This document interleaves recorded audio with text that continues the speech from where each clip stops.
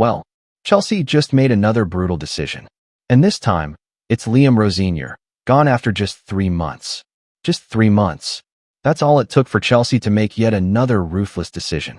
Liam Rosenior, a manager once seen as the future, is already out. No trophies. No time. No second chances. So what really went wrong at Chelsea? And was this failure inevitable?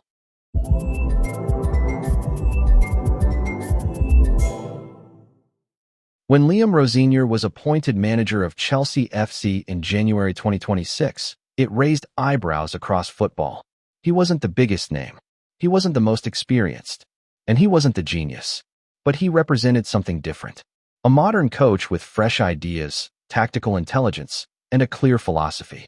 It is January 1st, and Chelsea had just parted ways with Enzo Maresca, and the club wanted a reset. A long-term project. A new identity. But what they got instead was chaos. Let's start with the most obvious reason: results. Football is simple at the top level. You win, or you're gone. And under Rosenior, Chelsea simply couldn't win.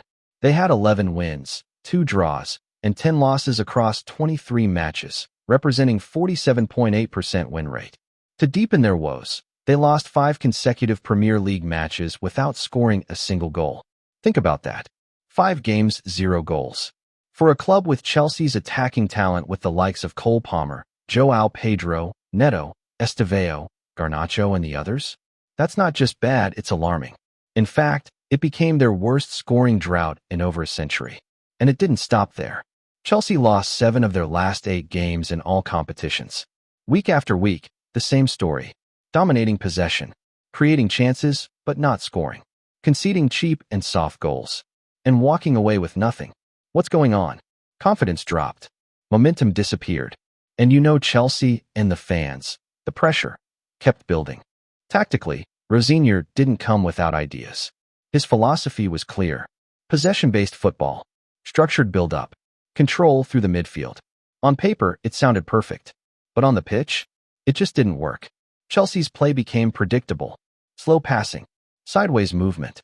No penetration. Opponents quickly figured them out. They would sit deep, stay compact, and wait. And Chelsea had no answer. No creativity. No urgency. No plan B. When plan A failed, everything collapsed. At this level, adaptability is everything. And that's where Rosenior struggled the most. At a club like Chelsea, tactics are only half the job. The other half? Managing personalities. And this is where things started to crack. Reports began to surface of frustration among players. Senior figures questioned decisions. Some players felt restricted in the system. Others looked completely lost on the pitch. Young players needed guidance. But instead, they looked unsure. And when results are bad, doubt spreads fast. The dressing room slowly lost belief. And once that happens at a club like Chelsea, there's usually no way back. To understand this sacking, you have to understand Chelsea. This is a club that doesn't wait. The fans are used to winning always. Managers are expected to deliver immediately. There's no grace period. No long-term patience. Just results. Over the years, we've seen big names come and go. Some lasted seasons. Others didn't even make it a year. So when Rosenior's Chelsea went on that terrible run, the outcome almost felt inevitable, though the club's directors offered their public backing. Because at Chelsea, the project always comes second to results. Every managerial reign has a breaking point. For Rosenior, it came after another disappointing defeat. A 3-0 loss to Brighton and Hove Albion. A performance that summed up everything. No attacking threat. Defensive mistakes. Zero confidence. Fans had seen enough. Social media exploded. Stadium frustration grew louder. And behind the scenes, the board made their decision. No more waiting. No more excuses. Just 3 months in, Liam Rosenior was sacked. But here's the real debate. Was this entirely his fault? Or was he set up to fail? Because let's be honest, he inherited a struggling squad, though they were winning under Enzo Maresca. He had limited time to implement ideas.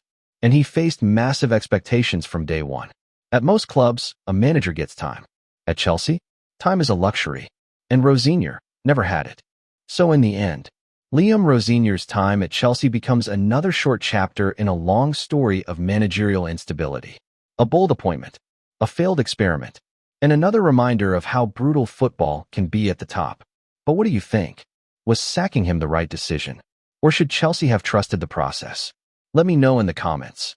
And don't forget to like, subscribe, and stay tuned for more football stories.